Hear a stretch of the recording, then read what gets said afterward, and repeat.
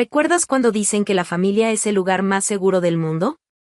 Eso es mentira. La mentira más grande que he escuchado en mi vida.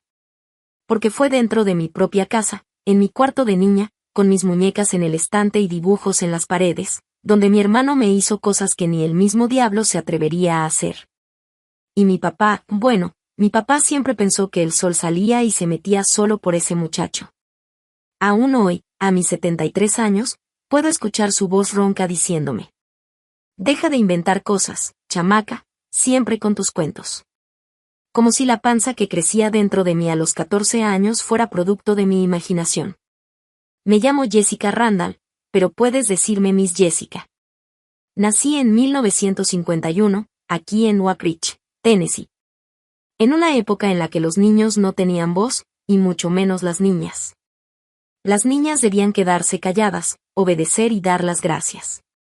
Hoy, sentada en el porche de mi casita humilde pero honesta, en esta calurosa tarde de julio, he decidido contar una historia que he guardado por casi 6 décadas.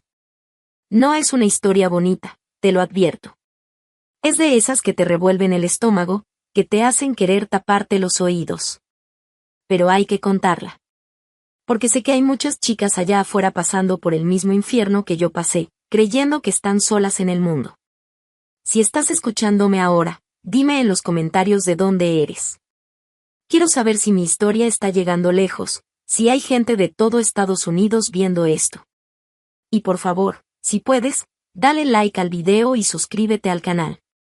Cada like, cada comentario, me da fuerza para seguir hablando de lo que muchos prefieren barrer debajo de la alfombra. Recuerdo como si fuera ayer la primera vez que sentí que algo andaba muy mal en mi familia. Yo tendría unos 7 años, jugando a la casita en el patio, cuando escuché a mi papá gritarle a mi mamá en la cocina.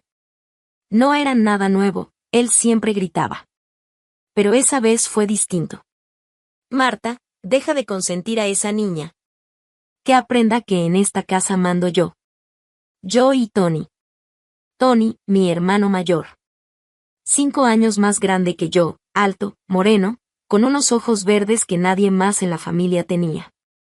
Los vecinos siempre decían que era guapo, que iba a romper muchos corazones.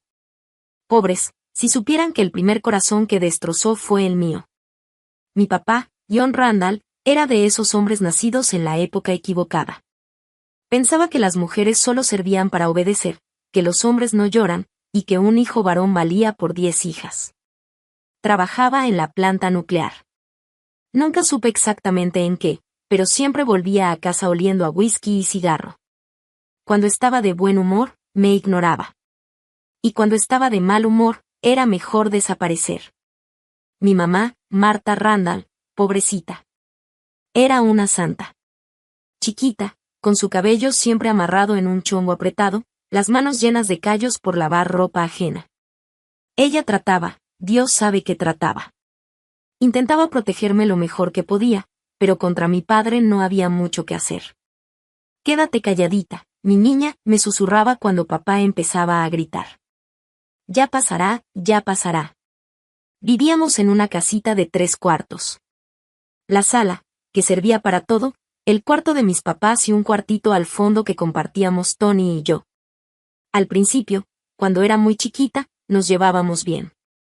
Él me enseñaba a trepar árboles, a pescar en el arroyo detrás de la casa, a silbar. Pero conforme fui creciendo, las cosas cambiaron. Todo empezó poco a poco. Una mano donde no debía, una mirada rara. Yo no entendía nada, era una niña. Pensaba que era normal que un hermano quisiera abrazar a su hermanita tan fuerte, o que quisiera dormir en mi cama aunque la suya estaba justo al lado. A veces, mi mamá entraba en la noche y lo veía en mi cama. Tony, vete a tu cama, muchacho. Y él siempre tenía una excusa. Que tenía miedo a los truenos, que tenía frío, que extrañaba cuando era chiquito.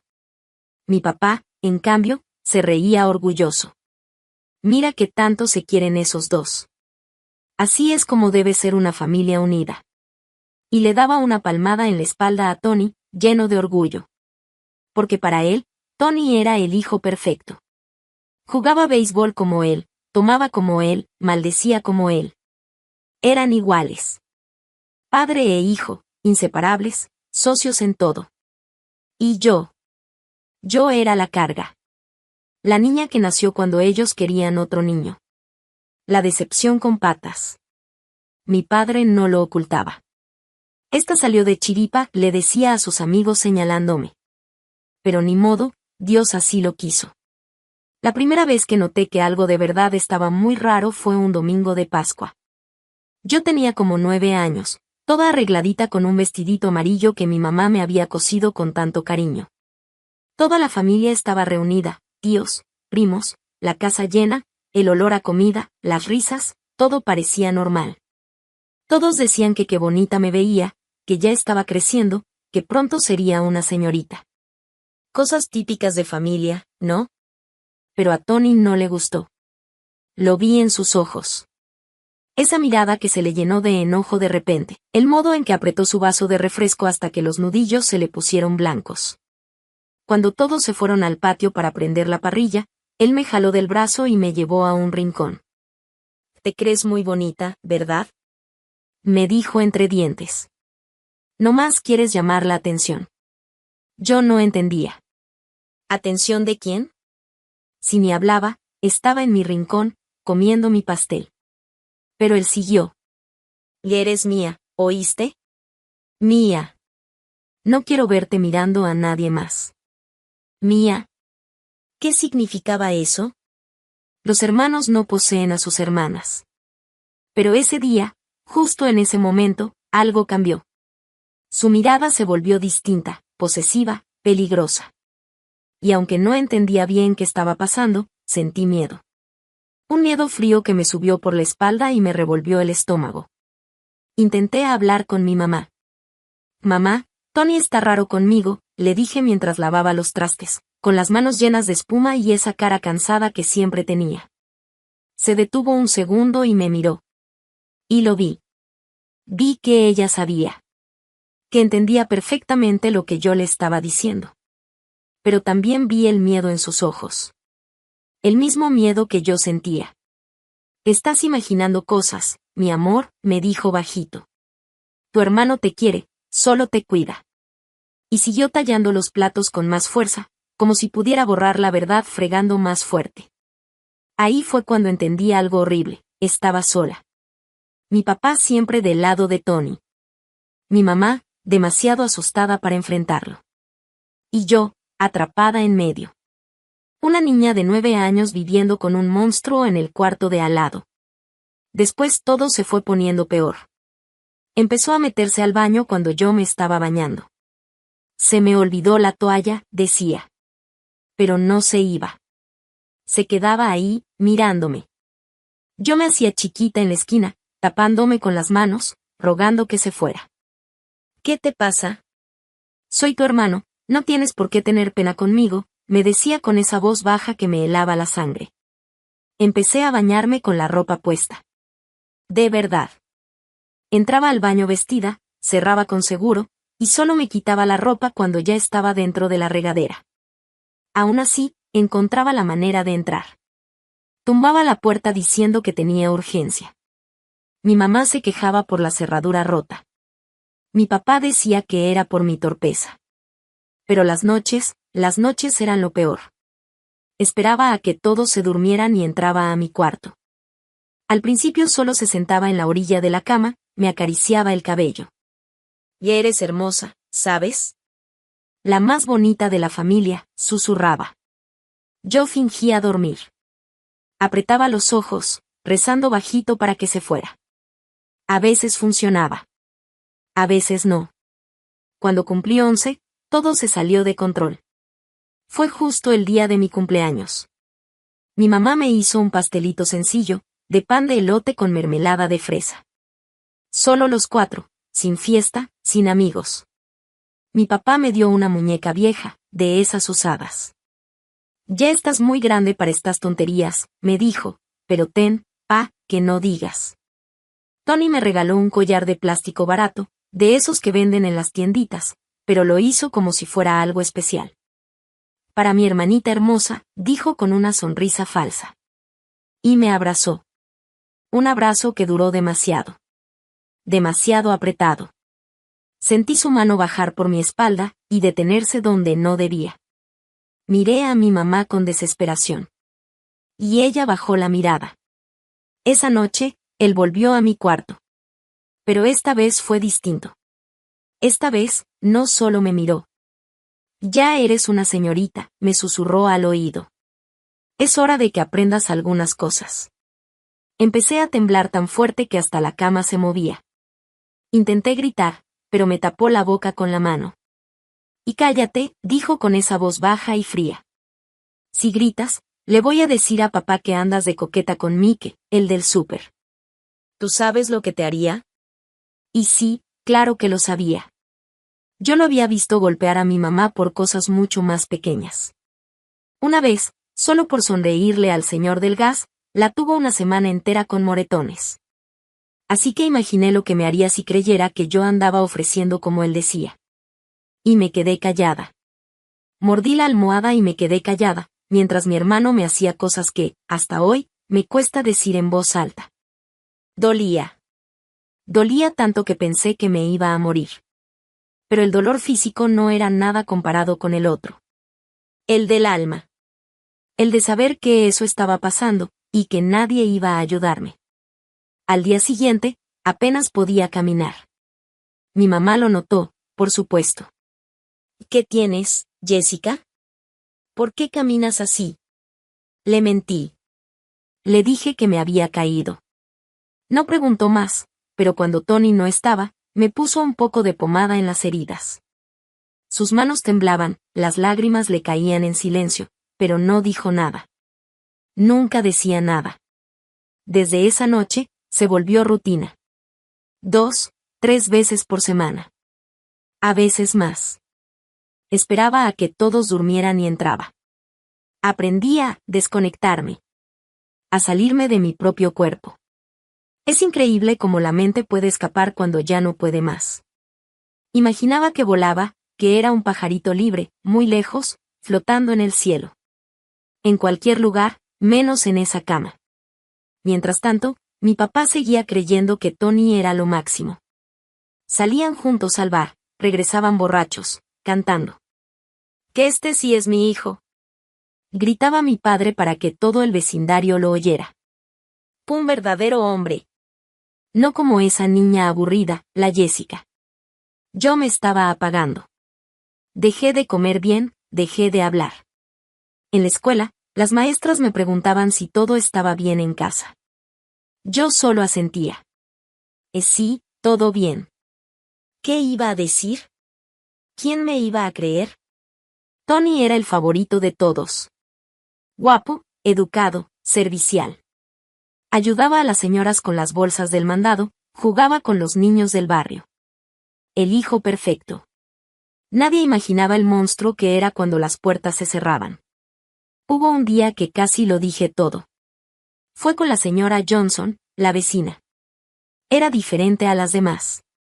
No tenía marido, vivía sola, trabajaba fuera de casa. Las otras mujeres hablaban mal de ella, decían que era rara, que no era respetable. Pero conmigo siempre fue buena. Jessica, cariño, tú no estás bien, me dijo un día, cuando me encontró llorando detrás de la iglesia. ¿Qué pasa? Abrí la boca. Las palabras estaban ahí, a punto de salir. Mi hermano, él me hace cosas. Pero entonces recordé a mi papá. Recordé lo que era capaz de hacer, no solo conmigo, sino con mi mamá, o con cualquiera que se metiera. Y me callé. Y no es nada, señora Johnson, le dije.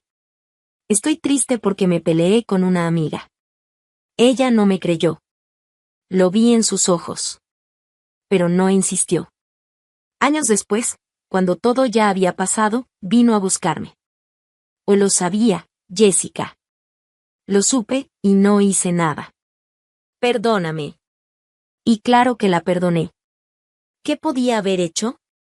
En esos tiempos, nadie hablaba de esas cosas. Eran secretos de familia. Temas prohibidos. Vergüenzas que se guardaban en silencio. Cuando cumplí 13, mi cuerpo empezó a cambiar. Me crecieron los pechos, las caderas se ensancharon. Y un día me bajó la regla. Me asusté. Nadie me había explicado nada. Mi mamá me dio unos trapos viejos y me dijo: ya eres una señorita. Ten cuidado. ¿Cuidado de qué? Si ya tenía miedo de todo, si ya vivía cuidándome, y no servía de nada. Tony se puso peor cuando mi cuerpo empezó a cambiar. Era como si de pronto yo me hubiera convertido en un trofeo más valioso. Las visitas nocturnas se hicieron más frecuentes.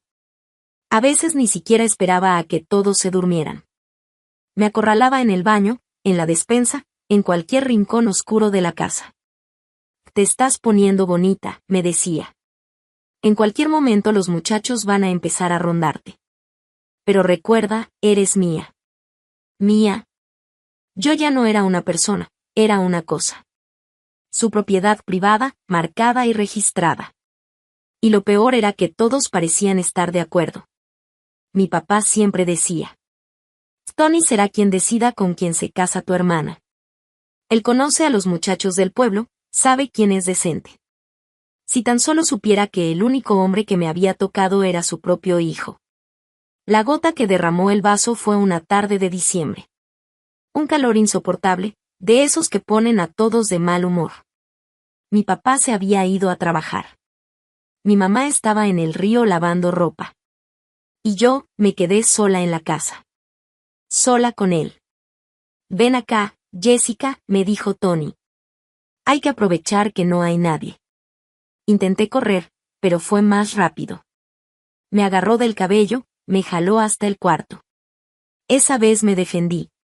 Por primera vez en todos esos años, me defendí. Arañé, mordí, pataleé. Pero él siempre fue más fuerte. ¿Ahora te crees muy valiente? Me gritó. Pues te voy a enseñar una lección. Esa lección dolió más que todas las veces anteriores juntas. Cuando terminó, yo sangraba mucho. Él miró la sangre en la sábana y solo dijo: limpia eso antes de que llegue mamá. Pero no limpié nada. No podía ni moverme. Me quedé ahí, tirada en ese charco rojo, deseando morir, desaparecer, dejar de existir. Así fue como mi mamá me encontró. Su grito todavía lo escucho en mi cabeza. Un grito de horror, de dolor, de culpa. Porque ella sabía. Claro que sabía. Siempre lo supo. Dios mío, mi niña. Dios mío, repetía mientras me abrazaba. Me sostuvo como cuando era bebé. Perdóname, hija, perdóname. Ese día algo dentro de ella se rompió. O tal vez se reparó, no lo sé. Solo sé que me levantó con cuidado, me llevó al baño y me lavó con ternura, sin decir palabra. Luego hizo un bulto con algo de ropa. Nos vamos, dijo. ¿A dónde, mamá? Y no sé, pero tenemos que salir de aquí. Pero no salimos. Cuando estábamos en la puerta, con las bolsas en la mano, mi papá llegó. Borracho, como siempre. Vio la escena y lo entendió todo en un segundo. ¿Y este circo qué es? Y dijo con su voz gruesa. Mi mamá trató de explicarle. Tartamudeaba, lloraba, le enseñó la sangre, los moretones. Mi papá escuchó en silencio. Luego miró a Tony, que había aparecido detrás de él. Es cierto, hijo. Tony se encogió de hombros. Jessica está inventando cosas, papá. Ya ves cómo son las mujeres. Seguro está celosa porque tengo novia. Y mi padre le creyó. O fingió creerle. O simplemente no le importó. Le dio una bofetada a mi mamá tan fuerte que la tiró al suelo. Y deja de defenderla. ¿Quieres largarte? Lárgate. Pero la niña se queda. Alguien tiene que cocinar y limpiar esta casa. Mi mamá me miró. Y vi el momento exacto en que se rindió. Se rindió conmigo, consigo misma, con la vida. Dejó caer la bolsa al piso y se metió a su cuarto. Nunca volvimos a hablar de ese día. La vida siguió. Las noches siguieron. Su peso siguió encima de mí. Mi cuerpo seguía siendo invadido. Y mi alma, poco a poco, se iba muriendo. Pero algo había cambiado. Ya no era esa niña asustada que mordía la almohada para no gritar. Ahora era una sobreviviente. Y las sobrevivientes hacen lo que sea necesario para seguir vivas, aunque por dentro ya estén muertas desde hace mucho. Así es como se vive en una casa donde el monstruo tiene la protección del rey. Donde la reina es demasiado débil para proteger a la princesa. Donde los gritos se esconden y las lágrimas no existen.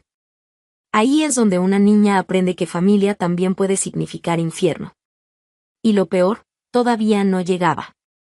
El año 1965 comenzó diferente. El primer día de enero me desperté con el estómago revuelto. Pero no era una cruda de Año Nuevo, en mi casa nunca se celebraba nada. Era una náusea rara, de esas que te hacen correr al baño sin razón. Pensé que era algo que había comido. Ni me imaginaba que esa náusea iba a cambiar mi vida para siempre. Enero se fue volando. Pero el malestar siguió, sobre todo en las mañanas. Mi mamá se dio cuenta, claro.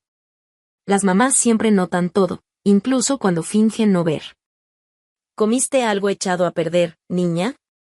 Y me preguntó. Negué con la cabeza. Comida echada a perder no había, apenas teníamos comida buena, mucho menos comida echada a perder. Un martes de febrero me cayó el 20. Mi regla estaba atrasada, muy atrasada. Nunca había sido muy regular, así que al principio no le di importancia. Pero cuando junté las piezas, el retraso, las náuseas, los pechos sensibles. Y esos antojos rarísimos de comer pepinillos con crema de cacahuate. Dios mío. No, no podía ser. Pero sí lo era. Recuerdo que me senté en el suelo del baño, desesperada. Contando con los dedos los meses que habían pasado desde mi último periodo. Diciembre no llegó. Enero tampoco. Y ya íbamos a mitad de febrero. 3 meses. 3 meses cargando eso dentro de mí. El pánico fue tan fuerte que vomité ahí mismo. Pero esa vez no era por el embarazo, era por el miedo. Miedo puro. Tenía 14 años. 14. Y estaba embarazada, de mi propio hermano. ¿Cómo iba a decir algo así? ¿A quién? Mi mamá ya sabía lo que él me hacía, y nunca hizo nada. Y mi papá, si se enteraba, diría que era mi culpa. Que yo lo había provocado. Que seguro lo había seducido. ¿Qué haría él cuando lo supiera? Me daba pavor imaginarlo. Así que decidí esconderlo. No había otra salida. Empecé a ponerme la ropa más grande que encontraba. Las camisas de mi papá, los vestidos sueltos de mi mamá. Hasta me amarraba trapos alrededor del vientre. Los apretaba tanto que me dolía. Todo para ocultar la panza que empezaba a notarse. Pero el cuerpo de una niña embarazada no se puede esconder por mucho tiempo. Fue mi mamá quien se dio cuenta primero, claro. Una mañana de marzo entró a mi cuarto mientras me cambiaba. Me vio el vientre ya redondeado, los pechos hinchados. Las primeras estrías en la piel.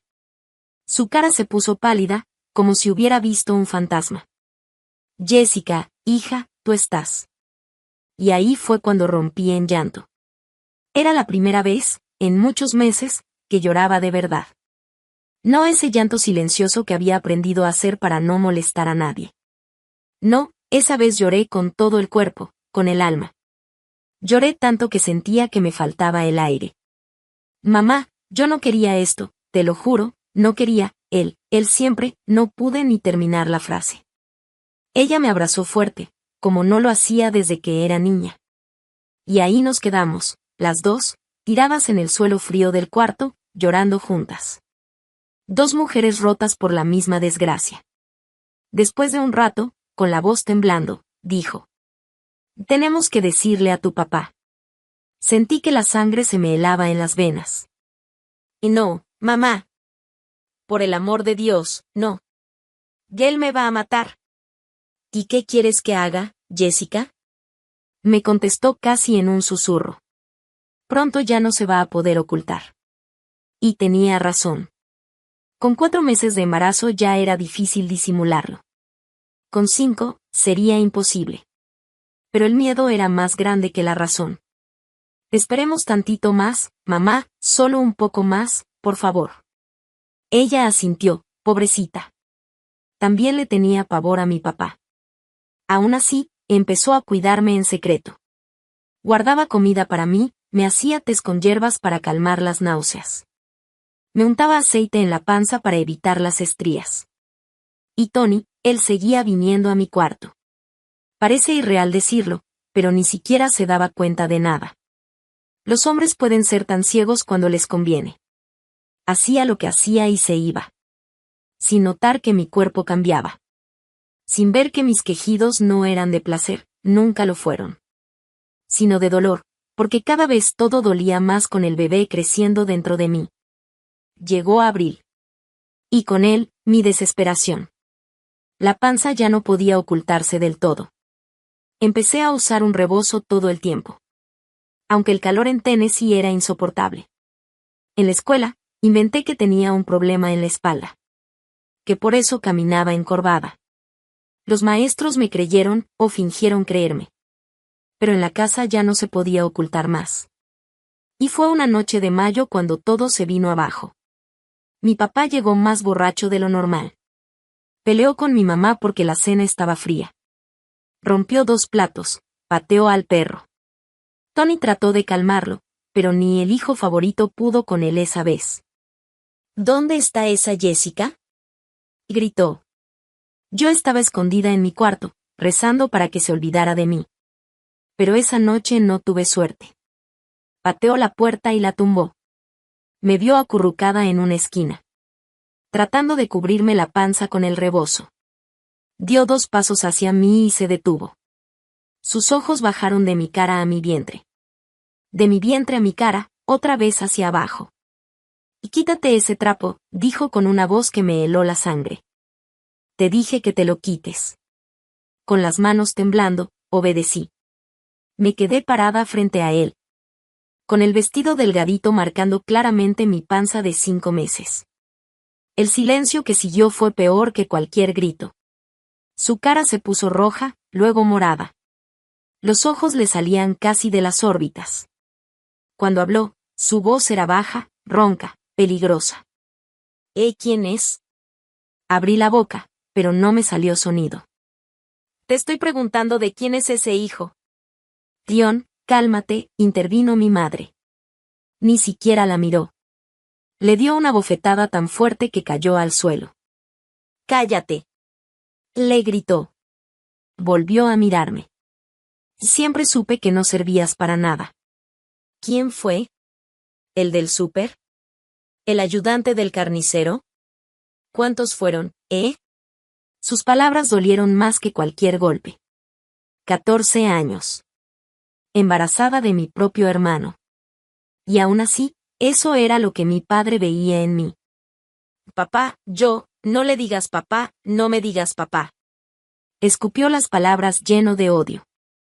Yo no soy el padre de una. Y gritó mi papá con una furia que me heló la sangre. En ese momento, Tony entró al cuarto. Vio la escena, entendió todo al instante, pero en su cara no vi miedo ni culpa. Vi enojo. Puro enojo. ¿Qué está pasando aquí?, preguntó con esa voz falsa de preocupación. Mi papá lo señaló a mí, como si yo fuera un animal sucio. Tu hermana, dijo con desprecio, está embarazada. Tony me miró. Nuestros ojos se cruzaron por un segundo, y en ese segundo supe que él entendió que yo iba a hablar. Lo vio en mi cara. Así que decidió adelantarse. Ya lo sabía, dijo tranquilo, muy seguro. La vi varias veces con Mike, el del gasolinero. Te quise decir, papá, pero tú no me creíste. Mike, el muchacho del taller, un chavo de 16 años que apenas sí me saludaba. Pero solo escuchar ese nombre fue suficiente para que mi papá explotara. De ese hijo de su. Lo voy a matar. Salió tambaleándose, borracho, pero con la determinación de un loco. Tony fue detrás de él, no para detenerlo, sino para asegurarse de que su mentira se hiciera creíble. Yo me quedé sola con mi mamá. Ella me miraba con una mezcla de compasión y desesperación. ¿Por qué no dijiste la verdad?, me preguntó con lágrimas en los ojos. ¿Y de qué habría servido? Le contesté, cansada, sin fuerzas ni para llorar. ¿Tú crees que me habría creído? No respondió. Las dos sabíamos la respuesta. Lo que vino después fue un infierno todavía peor. Mi padre fue a buscar a Mike, hizo un escándalo en todo el pueblo. La familia del muchacho estaba aterrada, juraban que él nunca me había tocado. Y era verdad. Pero ya era tarde. Mi papá había contado por todos lados que el gasolinero había abusado de su hija. En 2 semanas, la familia de Mike se mudó del pueblo. Huyeron de la vergüenza, de las amenazas, de los chismes. Un muchacho inocente pagó por el crimen de mi hermano. ¿Y yo? Yo me convertí oficialmente en la vergüenza de la familia. La perdida. La que había manchado el apellido Randall. Mi papá ya ni me volteaba a ver. Mi mamá me cuidaba en secreto, con ese rostro de quien carga una culpa que la aplasta. Y Tony. Tony se volvió el héroe. El hermano ejemplar que intentó proteger la honra de la familia. El que advirtió sobre la conducta de su hermana. Asqueroso. Por las noches todavía entraba a mi cuarto. Ya no tanto como antes, porque, según él, yo estaba usada. Pero venía. Y cuando lo hacía, se acercaba a mi oído y me susurraba. Ese bebé es mío. No lo olvides nunca.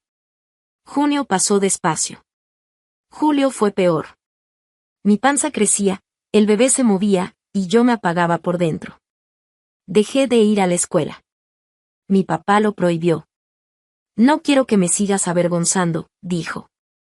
Me encerró en la casa, como prisionera. Una prisión dentro de otra, con una vida creciendo en mi vientre.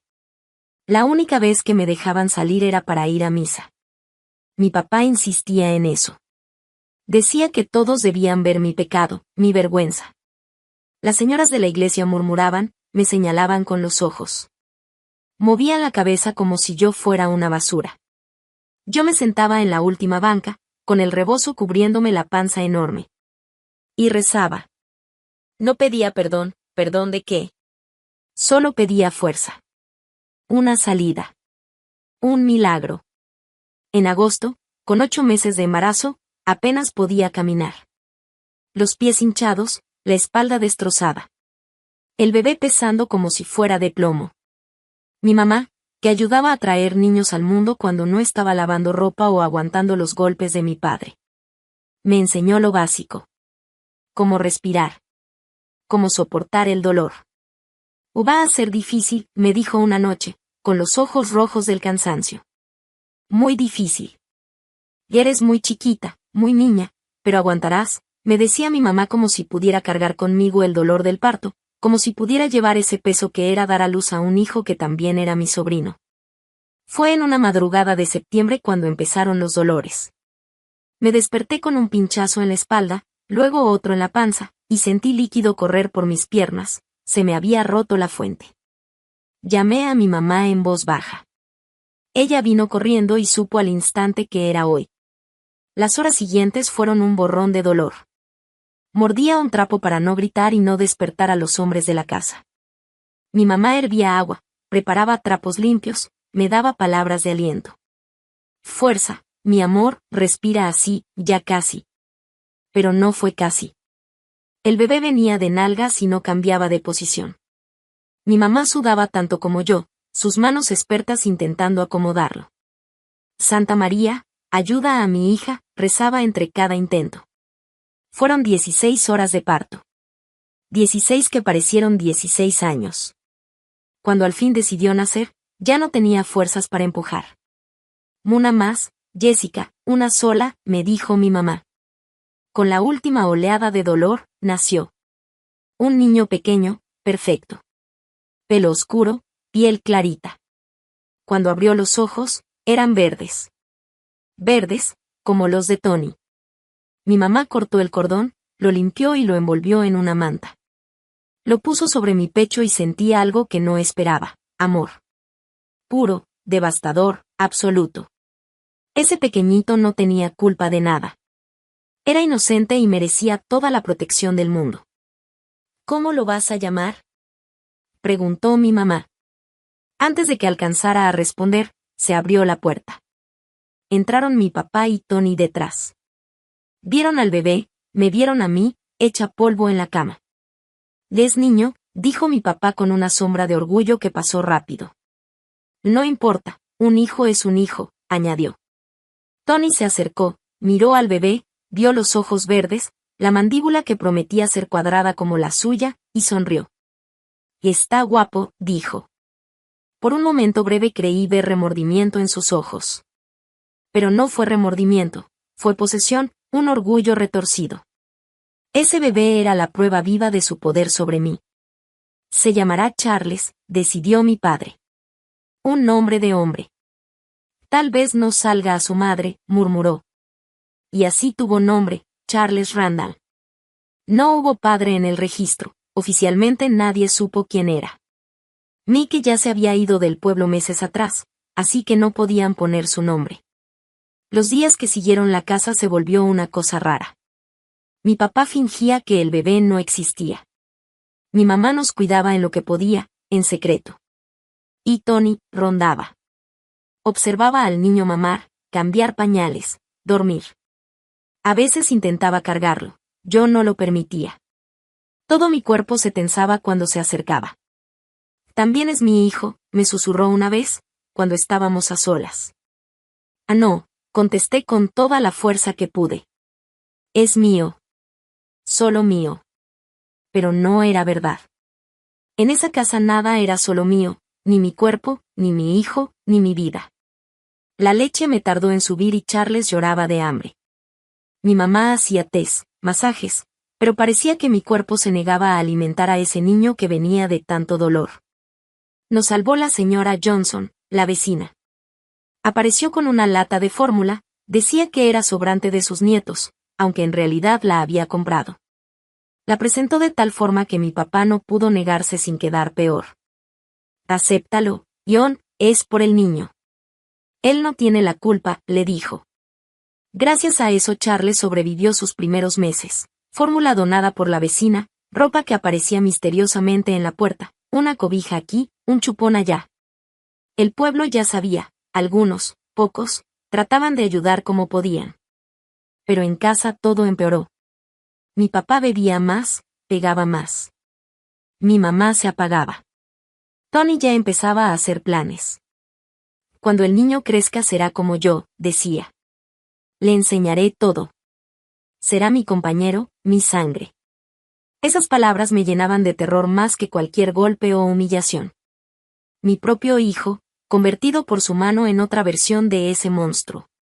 No. De ninguna manera. Me moriría antes de permitir que eso pasara. Y fue entonces cuando empecé a planear nuestra fuga. A solas, con 15 años y un bebé de apenas meses. Sin dinero, sin a dónde ir. Pero tenía que intentarlo. Por Charles, por ese niño inocente que merecía una oportunidad para ser distinto, para ser mejor, para ser libre. El problema era, ¿cómo escapar de una cárcel donde los carceleros duermen en la habitación de al lado? ¿Cómo proteger a un hijo cuando tú misma sigues siendo niña? ¿Cómo hallar una salida cuando todo el mundo te da la espalda? La respuesta iba a llegar de la forma más inesperada, y nos cambiaría la vida. Pero eso te lo cuento después. El plan de huir me rondaba la cabeza día y noche. Charles ya tenía 3 meses, tomaba bien del biberón y dormía casi la noche completa. ¿Cómo iba a hacerlo una quinceañera sin un peso? ¿A dónde ir? ¿Con qué? En diciembre reuní el valor para el primer intento. Mi papá había ido a trabajar. Tony se fue a jugar básquet. Mi mamá estaba en el patio colgando la ropa. Tomé a Charles, lo envolví en una manta, metí sus pocas ropas y una lata de fórmula en una bolsa de la tienda. Ni maleta tenía, me iría como una vagabunda. Llegué a la reja. El corazón me latía tan fuerte que pensé que se me saldría del pecho. Di un paso fuera de la casa, luego otro, luego uno más, y escuché la voz de mi papá. ¿Y tú a dónde crees que vas? No se había ido a trabajar. Estaba escondido, esperando, como si supiera que lo intentaría. Me volví despacio, Charles apretó su carita contra mi pecho. Y salía que le diera aire, dije con voz temblorosa. La bofetada vino antes de que terminara la frase. Caí sentada en la banqueta, protegiendo a Charles con mi cuerpo. Empezó a gritar, asustado. Pensé que te ibas a ir con ese bastardo. Y me espetó. Me jaló del cabello y me arrastró de vuelta a la casa, me encerró y se llevó la llave. A partir de ese día fui prisionera oficial. Ni al patio podía ir sin que me vigilaran. Llegó enero de 1966, caliente y asfixiante. Charles crecía y cada día se parecía más a Tony, mismos ojos verdes, mandíbula cuadrada. Era mi bendición y mi condena. Lo amaba más que a mi vida, pero cada rasgo suyo me recordaba lo que había pasado. Tony se metió más en la vida del niño, quería cargarlo, hacerle monerías, jugar con él. Me daba asco, pero a veces no podía impedirlo. Mi papá lo aprobaba, que el tío esté con su sobrino, así tiene una figura masculina, decía. Si supiera qué clase de figura era esa. Un día escuché a Tony platicar con un amigo, cuando el chavo crezca, será mi compa. Le voy a enseñar todo, mujeres, alcohol, diversión. Va a ser un hombre de verdad, no como los criados por mujeres. Me quedé helada. No hablaba de enseñarle a jugar pelota, hablaba de moldear a mi hijo para que fuera otro depredador. No. Prefiero morir. Prefiero matar antes que deje que eso ocurra. En febrero lo intenté otra vez, más lista. Esperé a que todos durmieran profundo. Tomé un cuchillo de cocina, forcé la ventana del cuarto sin hacer ruido. Primero pasé a Charles, luego me metí yo por el hueco. Casi llegaba a la calle cuando el perro del vecino empezó a ladrar. Despertó a todo el vecindario, luces encendidas, gente asomándose. Mi papá apareció en la puerta en calzones y chanclas, hecho una furia. ¡Agárrenla! Y gritó mi papá. Yo corrí. Corrí descalza, con Charles en los brazos, como nunca había corrido en mi vida. No sabía ni a dónde iba. No conocía a nadie, no tenía familia fuera de esa casa. Todas las calles oscuras parecían iguales. El bebé lloraba, yo también. La desesperación me estaba tragando viva. Terminé escondiéndome detrás de la iglesia. Me acurruqué ahí, temblando, rezando por que amaneciera, por una solución, por un milagro. Pero el milagro no llegó. Mi papá llegó con Tony y 2 amigos. Me encontraron rápido. En los pueblos chicos no hay muchos lugares donde esconderse. La golpiza que me dio esa vez casi me mata. Me pegó hasta que perdí el conocimiento. Desperté 2 días después, toda llena de moretones, apenas podía abrir los ojos del hinchazón. La próxima vez te mato, me dijo mi papá con los dientes apretados. Y al bastardo con contigo. Y le creí. El odio en su mirada era real, se podía sentir. Si volvía a intentar escapar, terminaría en un ataúd, si es que alcanzaba a despertarme. Pasó marzo, luego abril. Yo vivía como un fantasma en esa casa. Cuidaba a Charles, hacía los quehaceres, y si me salía tantito del orden, me golpeaban. Tony seguía viniendo a mi cuarto cuando le daba la gana. Ya no tanto como antes, ahora yo era mercancía usada, como él decía, pero seguía viniendo. Sigues siendo mía, susurraba. No importa cuántos hijos tengas. Hijos, en plural. Solo escuchar eso me helaba la sangre. El miedo a volver a quedar embarazada me consumía. ¿Pero qué podía hacer? Cerrar la puerta no servía, la tumbaba. Gritar era peor, me golpeaban más. Defenderme, imposible. Él era más fuerte. Fue en mayo cuando conocí a Rosie, una muchacha de mi edad que empezó a ir a misa. Venía de Nueva York con su familia, su papá era banquero y lo habían transferido al pueblo. Era distinta a todos. Usaba pantalones, decía groserías, fumaba a escondidas. Al principio me asustó, pero luego me fascinó. Ella era todo lo que yo soñaba ser, libre, valiente, segura de sí misma. Empezamos a hablar después de misa. No me juzgaba, no murmuraba como las demás. ¿Cuántos meses tiene tu hijo? Me preguntó un día. 8. ¿Y el papá? Y no hay papá. Me miró con esos ojos que solo otra mujer entiende. Y siempre hay un papá, dijo suave. La pregunta es si vale la pena hablar de él. Yo no respondí, pero creo que entendió igual. Poco a poco empezó a aparecerse en mi casa con pretextos tontos, que si quería pedir una receta, que si venía por un libro. Mi papá la odiaba. Esa chamaca no es decente, decía. Pero mi mamá defendía sus visitas. Es bueno que tenga compañía, contestaba. Lo que nadie sabía era que Rousey me estaba ayudando a planear otra fuga.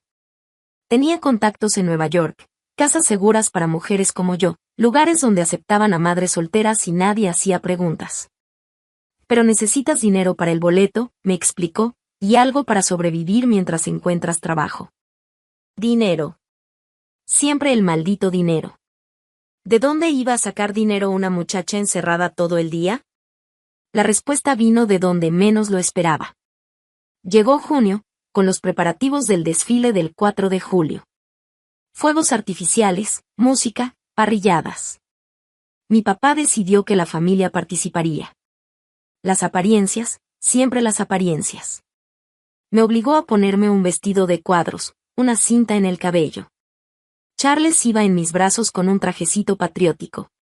En la fiesta, mientras mi papá bebía con sus amigos y Tony bailaba con las muchachas, logré quedarme un momento sola. Me senté en una banca, lejos de todos, meciendo a Charles, que estaba inquieto por el ruido.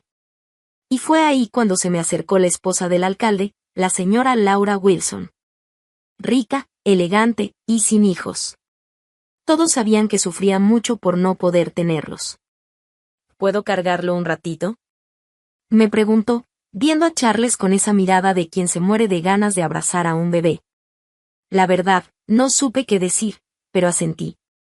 Se lo pasé con cuidado, y ella lo tomó con una ternura que me conmovió. Lo acunaba con tanta delicadeza, como si tuviera entre los brazos algo sagrado. Y lo curioso fue que Charles, que normalmente lloraba con los extraños, se calmó al instante. Hasta sonrió. Es hermoso, susurró. Tan hermoso. Nos quedamos calladas un buen rato. Ella mecía a mi hijo, y yo pensaba en todo lo que había vivido, y en todo lo que todavía me faltaba vivir.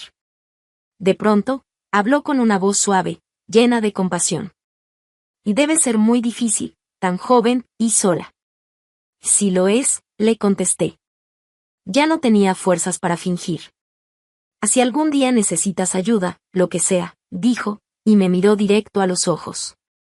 En su mirada vi algo que no veía hace mucho, bondad de verdad. No esa caridad hipócrita de las señoras de la iglesia, sino una compasión sincera. ¿Habla en serio? Le pregunté dudando. Muy en serio, me respondió sin titubear. Y así empezó todo. La señora Wilson comenzó a ayudarme en secreto. Mandaba paquetes con ropa para Charles, algo de dinero, pañales, siempre de manera discreta, a través de otras personas. Mi papá pensaba que era caridad de la iglesia, y yo no lo corregí. Con el dinero que me daba, empecé a guardar poquito a poquito para mi escape. Escondía los billetes en el forro del colchón, entre los pañales, o en cualquier rincón que me pareciera seguro. Centavo a centavo, billete a billete, se me fue el mes de julio. Charles ya empezaba a gatear y a balbucear sus primeras palabras. Mamá fue la primera. Lloré tanto cuando lo escuché. Fue como una prueba de que, a pesar de todo, era una verdadera madre. No solo una niña que había dado a luz, sino una mamá de verdad. En agosto intenté huir otra vez, pero fue un desastre. Ni siquiera alcancé a salir. Tony me sorprendió empacando de noche. ¿A dónde vas, hermanita? Me dijo con esa sonrisa cínica que me helaba la sangre. Charles tiene fiebre. Iba a llevarlo a la clínica. Mentirosa. Se me acercó, me acorraló contra la pared. ¿Sabes qué les pasa a las mentirosas? Me dijo, poniendo su mano en mi cuello. No me apretó fuerte, solo lo suficiente para recordarme que podía matarme si quería. Si vuelves a intentar escaparte, No va a ser papá quien te mate. Voy a ser yo, y al bastardo también. Aunque bueno, siempre podemos hacer otro, ¿no? Esa amenaza me rompió. Podía soportar los golpes, el miedo, la humillación, pero no la idea de perder a mi hijo. Guardé la maleta. Desarmé el plan. Esperé. Llegó septiembre, y con él, el primer cumpleaños de Charles. Hice un pastel sencillito con lo poco que tenía. Cantamos despacito las mañanitas porque a mi papá no le gustaba el ruido. Charles aplaudía, se embarró de betún, y por un momento, solo por un instante, fuimos una madre y un hijo celebrando la vida. Pero la realidad volvió rápido. Esa noche Tony llegó borracho. Voy hace un año, dijo, mirando a Charles dormido en su cuna improvisada. Un año desde que nació mi hijo. No es tu hijo, le dije con rabia. Se rió. Una risa fea, sin alegría.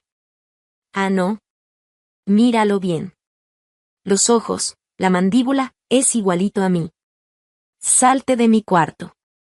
¿Tu cuarto? Rió más fuerte. Nada aquí es tuyo. Ni el cuarto, ni el aire que respiras. Eres mía. No se te olvide.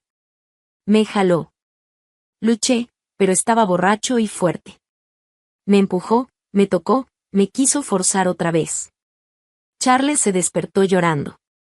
Hazlo callar, gruñó Tony. Me solté y corrí a abrazar a mi hijo. Lo mecí desesperada, intentando calmarlo, protegiéndolo con mi cuerpo.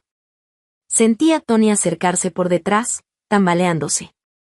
Qué bonito verlos juntos, murmuró. Madre e hijo, mi familia. Sentí el vómito subirme a la garganta. Abracé más fuerte a Charles, como si pudiera esconderlo dentro de mí. Un día, dijo Tony, con la voz pesada por el alcohol, un día todo va a ser como debe ser. Tú, yo, y él. Y en ese momento, supe que ese un día solo podía tener dos finales, o él moría, o yo escapaba de ese infierno. Un día, me dije a mí misma, se lo voy a decir.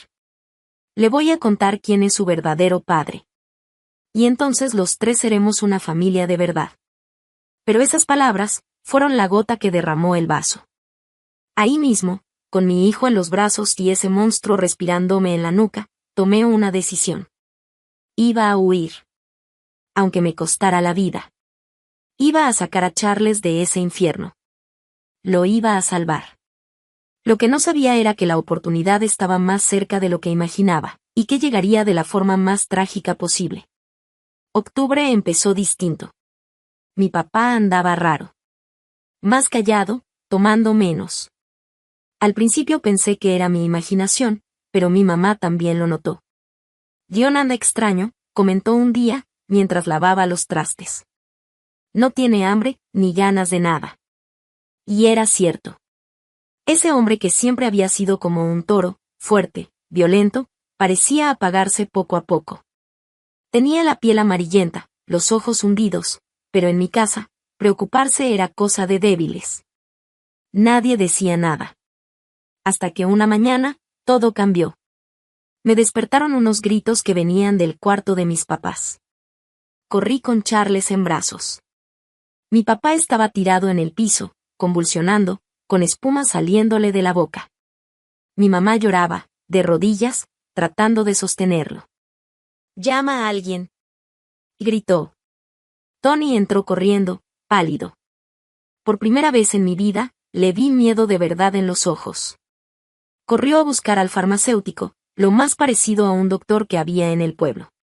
Pero ya era demasiado tarde. Cuando el señor Thompson llegó con su maletín, mi papá ya no se movía. Ni respiraba. Ataque al corazón, dijo el farmacéutico. Masivo. No se podía hacer nada. Muerto. Mi papá estaba muerto. El hombre que me había aterrorizado toda la vida, que permitió todo el abuso, que me llamó cosas que ni quiero repetir, estaba ahí, tirado en el piso, en pijama y pantuflas, sin vida. Y yo, no sentí nada. Ni tristeza. Ni alivio. Solo un vacío enorme. Como si me hubieran quitado de encima una carga tan pesada, que ya no sabía cómo caminar sin ella. Ese mismo día fue el velorio. En un pueblo caluroso no se puede esperar mucho. La casa se llenó de gente, parientes que ni conocía, amigos del bar, compañeros de la planta. Todos lamentándose, todos fingiendo que John Randall había sido un buen hombre. Y era estricto, pero justo, decían. Un trabajador ejemplar. Mentiras. Pero mentiras que todos preferían creer. Tony se convirtió en el hombre de la casa de la noche a la mañana. Recibía las condolencias, organizaba el funeral, daba órdenes. Le vi la cara de orgullo, de saberse el nuevo dueño de todo. En el cementerio, mientras bajaban el ataúd, me cayó el 20. La muerte de mi padre significaba una sola cosa, una oportunidad. Tal vez la única que tendría en mi vida. El hombre que me vigilaba, que me golpeaba, que me juró matarme si intentaba escapar, ya no existía. Levanté la vista. Tony estaba del otro lado de la tumba, abrazando a mi madre, haciendo su papel de hijo devoto. Pero sus ojos se cruzaron con los míos. Y entonces sonrió. Una sonrisa chiquita, apenas visible. Solo para mí. Y en esa sonrisa lo entendí todo. Ahora yo estoy a cargo. Ahora eres todavía más mía. Pero él no sabía. No sabía que justo en ese momento, mientras la tierra caía sobre el ataúd de mi padre, yo estaba planeando mi libertad. Nuestra libertad. La mía y la de Charles. Porque la muerte de mi padre no fue una tragedia. Fue un milagro. El milagro por el que llevaba años rezando. Los primeros días después del funeral fueron un caos. Gente entrando y saliendo de la casa, trayendo comida, dando el pésame. Y yo, fingiendo duelo, pero en mi cabeza solo había una idea. Era ahora o nunca. Mi mamá andaba por la casa como un alma en pena, sin rumbo, sin saber qué hacer ahora que ya no tenía a su marido gritándole órdenes. Tony, en cambio, se paseaba por todos lados como si fuera el rey del lugar, firmando papeles, hablando con el abogado, actuando como el nuevo jefe de la familia. Pero yo no perdía el tiempo. Mientras ellos se encargaban de la burocracia de la muerte, yo planeaba la vida. Rosie apareció al tercer día, con esa manera suya de no importarle lo que dijeran los demás. Entonces, ¿vas a aprovechar la oportunidad? Me preguntó con una sonrisa cómplice. Miré a Charles, que jugaba en el suelo con unos cubitos de madera. Ya tenía 14 meses, caminaba tambaleándose, diciendo palabras sin sentido. Mi hermoso niño. Tan listo, tan alegre, él merecía algo mejor que esa casa maldita. Y sí, le respondí, pero tengo que hacerlo con cuidado. ¿Cuándo? Pronto, antes de que Tony se adueñe de todo por completo. El plan era sencillo, esperar a que se leyera el testamento, tomar la parte que me correspondía como hija, y desaparecer.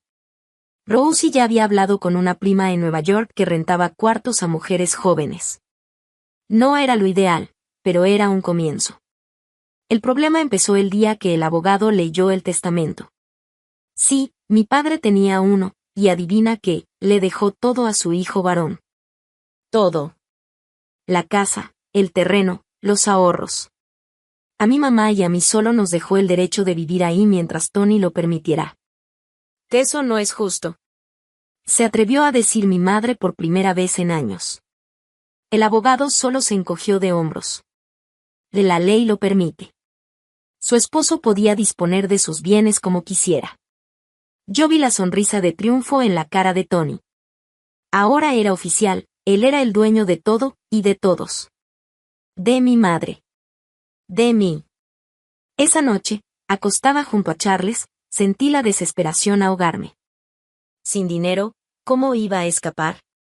El boleto de autobús a Nueva York era caro, y además necesitaba comida, leche para el niño, un techo al llegar. Y entonces me acordé de la señora Wilson, la esposa del alcalde. Ella me había dicho una vez, si necesitas ayuda, cuenta conmigo. ¿Seguiría siendo verdad? Al día siguiente le dije a mi mamá que tenía que ir a la farmacia por medicina para Charles. Era mentira, pero ella ya estaba tan perdida sin mi papá que ni preguntó nada. Corrí hasta la casa de la señora Wilson. Una mansión enorme, con jardín recortadito y una reja altísima. Toqué las palmas en la entrada. El corazón me latía tan fuerte que sentía que me iba a desmayar. ¿Qué tal si no quería recibirme? ¿Y si se arrepentía de haberme ofrecido ayuda? Pero salió. Tan elegante como siempre, con un vestido de seda y una sonrisa amable. Jessica, qué sorpresa. Escuché lo de tu padre, mis condolencias. Y gracias, señora Wilson. Yo, necesito hablar con usted. Ella notó la desesperación en mi cara. Ven, querida, pasa. Nos sentamos en su sala, toda llena de adornos de cristal que brillaban con la luz. Charles estaba en mi regazo, mirando todo con esos ojitos curiosos. Le conté todo. No los detalles horribles, todavía no tenía el valor. Solo lo esencial, que necesitaba irme de esa casa, que no tenía a dónde ir, que temía por el futuro de mi hijo. Ella me escuchó sin interrumpir, con las manos entrelazadas y el ceño fruncido.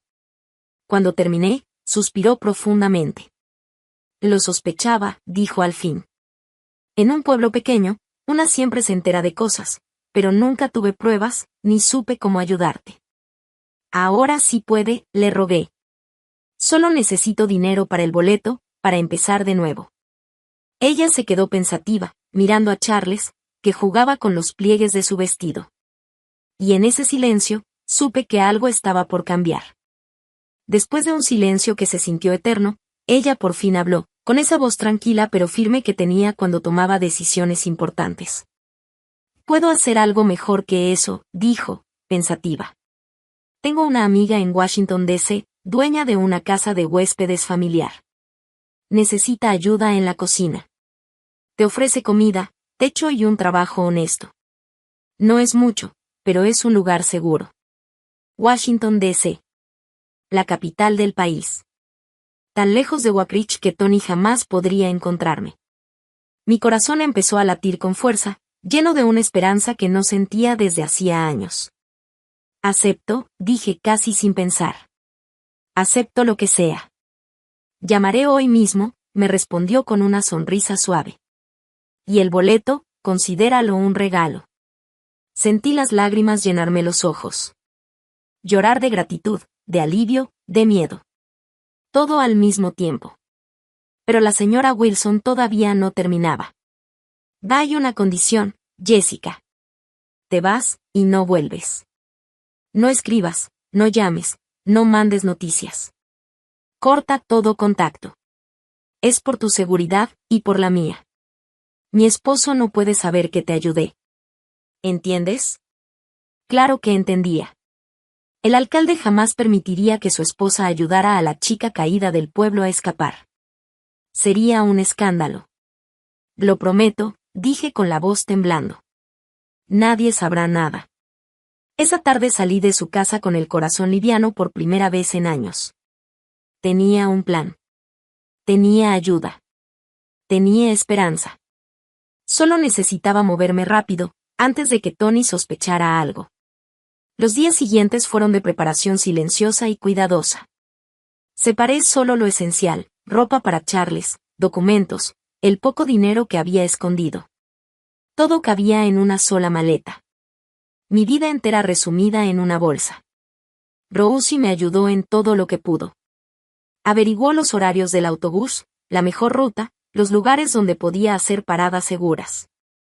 Me enseñó a usar la cabina telefónica, como pedir información sin parecer perdida, cosas básicas que nunca había tenido que aprender.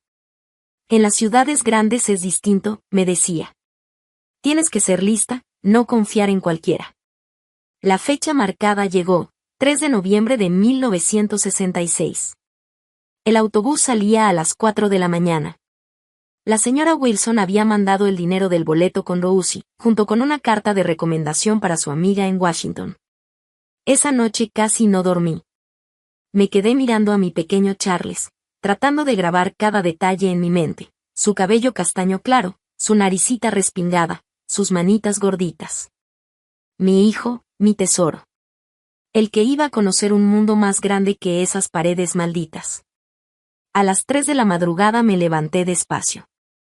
Lo vestí mientras seguía dormido, Tomé la maleta, hice la señal de la cruz. La casa estaba en silencio. Se escuchaba el leve ronquido de mi madre desde su cuarto. Tony no estaba, era viernes, la noche en que siempre se iba al burdel del pueblo. Caminé de puntitas por la sala. Cada crujido del piso me hacía contener el aliento. Charles se movió en mis brazos, murmuró algo entre sueños. Lo arrullé suavemente, con miedo de despertarlo. Ya casi llegaba a la puerta cuando escuché una voz. ¿De verdad te vas? Me quedé helada. Me giré lentamente. Ahí estaba mi madre, parada en el marco de la cocina. Llevaba su bata vieja, el cabello despeinado, los ojos hinchados de tanto llorar. Mamá, susurré. Lo sé, me interrumpió. Siempre lo supe todo. Su voz era un hilo quebrado. Pero nunca tuve el valor. Tu padre, yo tenía miedo. ¿Por qué no me protegiste? Pregunté sin poder contenerlo. Años de dolor salieron en esa sola frase. Ella bajó la cabeza. Porque soy débil. Siempre lo he sido. Pero tú no, Jessica. Tú eres fuerte. Más fuerte de lo que yo jamás fui. Nos quedamos mirándonos en la oscuridad. Madre e hija. Dos destinos opuestos. Ella, prisionera del miedo. Yo, a punto de escapar. Y en ese momento, supe que no había marcha atrás. Vete, dijo por fin mi madre, con la voz temblorosa. Vete y no mires atrás. Cuida a ese niño. Dale la vida que tú mereces. Me acerqué despacio, con un nudo en la garganta. La abracé fuerte y besé su rostro. Su piel arrugada olía a jabón barato y a tristeza. Su sabor, a lágrimas viejas. Va Dios, mamá. Va Dios, hija mía. Salí por la puerta sin volver la vista. El aire de la madrugada era frío, cortante, como si también quisiera empujarme a seguir. Charles se acurrucó contra mi pecho, buscando calor, y volvió a dormirse. Caminé rápido por las calles vacías del pueblo. Cada paso me alejaba más de esa casa, de esa vida, de ese infierno. La estación de autobuses era chiquita, apenas con unas luces parpadeando. Y ahí estaba Rousi, esperándome, fiel hasta el final. Pensé que ya no ibas a venir, me dijo, con la voz baja. Casi no lo hago, mi madre, ella lo sabe. Siempre lo supo. Rousi asintió, sin sorpresa. Entre mujeres, hay cosas que no se necesitan decir. El autobús llegó echando humo, resoplando como un animal cansado. El chofer, un viejo panzón con gorra, tomó mi boleto sin mirarme. Washington, ¿eh? Es largo el viaje. 18 horas, si no se descompone. 18 horas. Casi un día entero alejándome del infierno, acercándome a quién sabe qué. Pero cualquier cosa era mejor que quedarme. Subí con cuidado los escalones, cargando a Charles y la maleta. El autobús estaba casi vacío, unos cuantos pasajeros dormidos, cabeceando al ritmo del motor. Me senté atrás, junto a la ventana. Acomodé a Charles en mis piernas, ya estaba despierto, mirando todo con curiosidad de niño. Rousi subió un momento para despedirse. Cuídalo, y cuídate tú también. Pues lo haré, le respondí, con la voz quebrada. Cuando llegues allá, olvida este lugar. Olvídalo todo. Empieza desde cero. Como si fuera tan fácil, susurré. Ella me tomó la mano.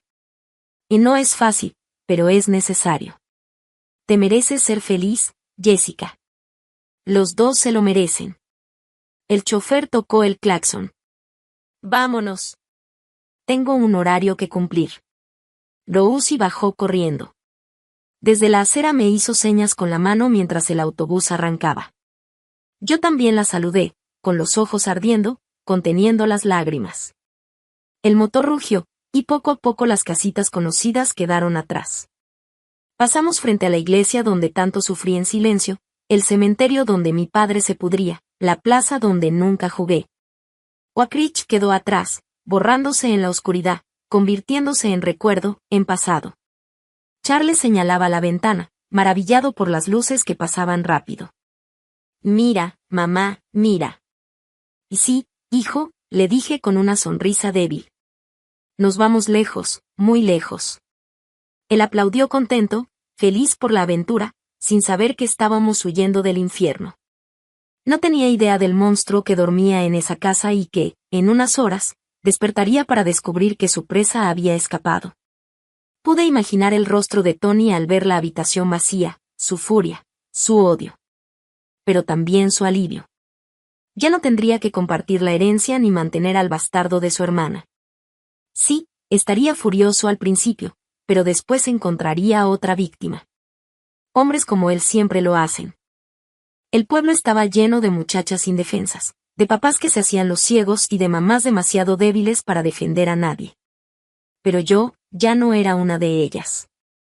El camino se extendía frente a mí, una cinta de asfalto que cortaba los campos infinitos. El sol empezaba a salir, pintando el cielo de rosa y naranja. Charles dormía sobre mis piernas, respirando suavecito, con su manita aferrada a mi blusa. 18 horas. 18 horas para dejar atrás a Jessica Randall y convertirme en otra persona. Alguien sin pasado, sin traumas, sin miedo. Alguien que podría empezar de nuevo. Recargué la cabeza en la ventana y me quedé mirando el paisaje que cambiaba poco a poco, campos vacíos, pueblitos pobres, gasolineras solitarias. El sur profundo deslizándose frente a mis ojos, tan grande, tan lleno de posibilidades. En Washington nadie me conocía. Nadie sabía mi historia. Podía inventarme cualquier vida, una viuda de guerra, una chica del campo buscando suerte, una madre soltera cualquiera. Cualquier cosa menos la verdad. La verdad se quedaría enterrada en Oak Ridge, junto con mi padre, con mi inocencia, con la muchacha que fui y que nunca volvería a ser. Charles se movió, murmuró algo entre sueños. Le di pecho. Ya no lo hacía por hambre, sino por consuelo. Él succionaba con ganas, viéndome con esos ojitos verdes llenos de confianza. Verdes, como los de su padre. Pero ya no importaba. Eran solo ojos, los ojos hermosos de mi hijo hermoso, el niño que iba a crecer libre, feliz, sin saber jamás de dónde venía. El autobús se mecía suavemente, el motor retumbaba, las horas pasaban. Paradas rápidas en pueblitos cuyos nombres ni alcancé a leer. Gente subía y bajaba, vidas cruzándose solo por un instante.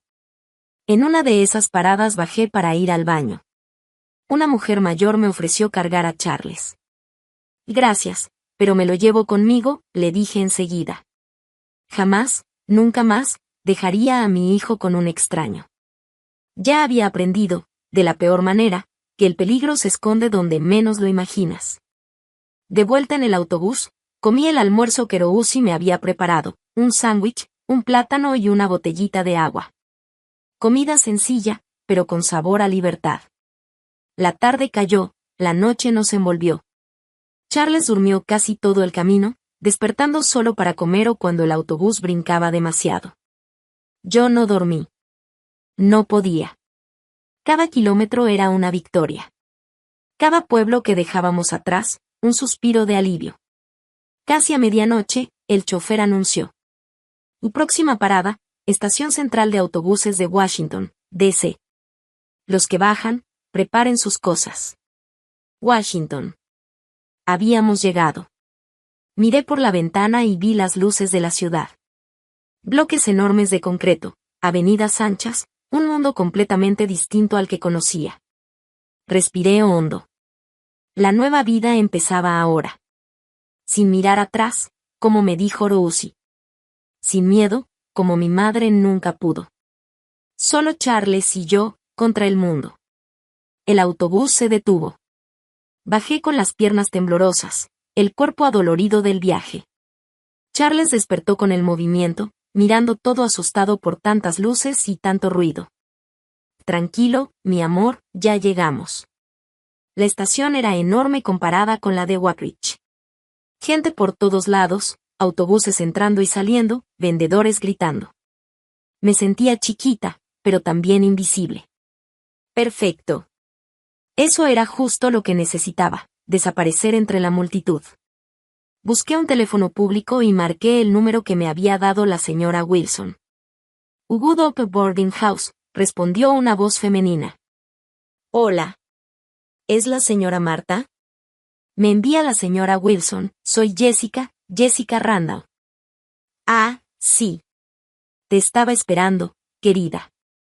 Ven, toma un taxi y dale al chofer esta dirección.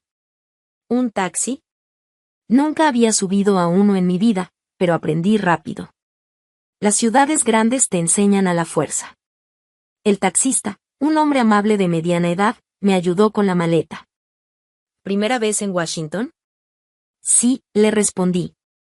Te va a gustar, ya verás. Y mientras el taxi arrancaba, sentí que por fin estaba dejando de huir y empezando a vivir. Una nueva ciudad, llena de oportunidades. Eso era justo lo que necesitaba, oportunidad. La casa de huéspedes estaba en una zona tranquila, residencial. Un edificio sencillo, pero limpio. La señora Marta me esperaba en la puerta, una mujer de unos 50 años, cabello gris recogido, delantal de cuadros. Debes venir cansada, hija. Pasa, te preparé un cuarto, me dijo con una sonrisa amable. El cuarto era pequeño, pero tenía lo necesario, una cama individual, una cuna improvisada para Charles, una cómoda y un espejo. Para mí, aquello era un lujo comparado con todo lo que había vivido. La cocina está en la planta baja. Empiezas mañana. Está bien, respondí sin pensarlo. Aquí damos 3 comidas al día a los huéspedes. Desayuno a las 6, comida al mediodía y cena a las 7. El pago es semanal e incluye cuarto y comida. Asentí a todo. Trabajaría lo que fuera necesario. Esa primera noche en Washington, acostada en una cama que aún se sentía ajena, con Charles dormido a mi lado, por fin me permití llorar. Lloré de alivio, de miedo, de esperanza. Por todo lo que había pasado, y por todo lo que aún me esperaba. Afuera, la ciudad dormía. Una ciudad planeada, moderna, llena de promesas. Nadie me conocía. Nadie sabía de mi pasado. Ahí podía ser quien yo quisiera ser. Y decidí ser Jessica Smith. Un nombre común, sin historia. Una joven viuda cuyo esposo, supuestamente, había muerto en un accidente de trabajo. Una más de los miles de migrantes que llegaban a la capital buscando una vida mejor. Y en cierto modo, era verdad. Yo también estaba migrando. Buscaba una vida mejor, no por un esposo muerto, sino por mi hijo. El pasado se quedó en Oak Ridge. El futuro empezaba ahí, en ese cuartito apretado, en esa ciudad desconocida, con mi hijo en brazos y la libertad al alcance de mis manos. No sería fácil, pero sería nuestra vida. Y eso bastaba. Washington fue mi salvación y mi reto. Los primeros meses en la casa de huéspedes de la señora Marta fueron duros, pero de otra manera. Ya no era el terror de antes. Era el cansancio del trabajo honesto, el peso de una rutina pesada, pero libre. Me levantaba a las 5 de la mañana, dejaba a Charles dormido, y bajaba a la cocina. La señora Marta lo cuidaba mientras yo trabajaba. Preparar el desayuno para 15 huéspedes no era cosa fácil, pan tostado, huevos fritos, café recién hecho. Luego tocaba limpiar, preparar la comida, frijoles, arroz, carne, volver a limpiar, y luego la cena. Entre todo eso, corría a alimentar a Charles, cambiarle el pañal, abrazarlo un rato. ¿Y sabes qué? Era bueno. Agotador, sí. Me dejaba sudando, con las manos ásperas, pero era mi esfuerzo. Nadie me tocaba sin permiso. Nadie entraba a mi cuarto. Nadie me llamaba con desprecio. Yo era simplemente Jessica, la cocinera. La joven callada, pero trabajadora. Charles crecía fuerte. Año y medio después, ya corría por la casa de huéspedes, jugando con los huéspedes y arrancando sonrisas a todos. Era la alegría del lugar. La señora Marta se derretía por él. Las muchachas se peleaban por cargarlo. Por primera vez, mi hijo tenía algo parecido a una familia. Extraña, improvisada, pero familia al fin. El año 1967 se fue volando. Guardé cada centavo, soñando con rentar un lugarcito solo para nosotros. No importaba que fuera chiquito, con tal de que fuera nuestro, donde pudiera criar a Charles a mi manera, lejos de las miradas curiosas y las preguntas incómodas. Y fue en 1968 cuando mi vida dio otro giro. Un nuevo huésped llegó a la casa, el señor Robert, un funcionario retirado, viudo reciente, de unos 60 años. Era un hombre educado, tranquilo. Se quedaba unas semanas, luego se iba, y después regresaba. Notó a Charles enseguida. Era imposible no hacerlo. Un niño de 2 años, despierto, parlanchín, con esos ojos verdes que llamaban la atención de cualquiera. Poco a poco empezó a traerle regalitos, un carrito de juguete aquí, un librito allá. Y sin saberlo, ese hombre iba a cambiar mi destino otra vez. Le agradecí, pero me mantuve a distancia. Los hombres que parecían demasiado amables siempre me ponían en alerta. Pero el señor Robert era diferente. Nunca intentó nada. Solo hablaba conmigo, contaba historias, jugaba con Charles. Poco a poco, empecé a bajar la guardia. Me platicó sobre su esposa, que había muerto de cáncer, sobre sus hijos que vivían lejos, y sobre la soledad que lo acompañaba todos los días. «Me recuerdas mucho a mi hija», me dijo una tarde. «Tienes la misma fuerza, la misma determinación». Un día, mientras Charles jugaba, se cayó y se raspó la rodilla. Lloraba tanto que nada lo calmaba. De pronto, apareció el señor Robert con un botiquín en la mano. «Fui enfermero del ejército», me explicó mientras limpiaba la herida. «Sé cómo cuidar de esto». Mientras le curaba, le hablaba para distraerlo y hasta le cantó una cancioncita tonta. Y ahí, en ese momento, algo dentro de mí cambió. Ya no vi a un hombre peligroso, sino a un abuelo. A alguien que también necesitaba una familia. La amistad fue creciendo poco a poco. Él solía entrar a la cocina y ayudarme a pelar papas mientras platicábamos. Me contaba de los tiempos de Kennedy, del movimiento por los derechos civiles, de las esperanzas de una nueva América. Yo lo escuchaba, aprendía, soñaba. Hasta que un día me hizo una propuesta. «Jessica», me dijo con voz tranquila, «tengo una casa en Georgetown. Desde que murió mi esposa está vacía. Es demasiado grande para mí solo. ¿Qué te parece si tú y Charles se mudan allá? No es un favor. Tú te encargas de la casa, cocinas, y yo te pago un salario justo». Mi corazón empezó a latir más rápido. ¿Una casa? ¿Salir de la casa de huéspedes? Sonaba demasiado bueno para ser cierto. Pero, ¿qué va a decir la gente? Le pregunté. Él se echó a reír. Que digan lo que quieran. Ya estoy muy viejo para preocuparme por chismes. Tú necesitas una casa, y yo necesito compañía. Es un acuerdo, no un romance. Lo pensé mucho. Hablé con la señora Marta, y ella aprobó enseguida. Robert es un hombre decente, Jessica, me aseguró. Nunca lo he visto faltar al respeto a nadie. Así que acepté. En marzo de 1969, nos mudamos a su casa. Era una casa sencilla, pero amplia. 3 recámaras, un pequeño jardín, todo bien cuidado. Por primera vez en su vida, Charles tuvo un cuarto solo para él. La rutina era tranquila. Yo cuidaba la casa, preparaba la comida. El señor Robert salía temprano y regresaba por la tarde. Cenábamos juntos, platicábamos un rato, y luego cada quien a su espacio. Respeto mutuo. Distancia sana. Pero los niños no entienden de límites. Charles lo adoptó como su abuelo desde el primer día. «Abuelo Rob». Y le decía, siguiéndolo por toda la casa, pidiéndole cuentos, enseñándole sus dibujos. Y el señor Robert, bendito sea, se derretía con él. Fue él quien le enseñó a andar en bicicleta.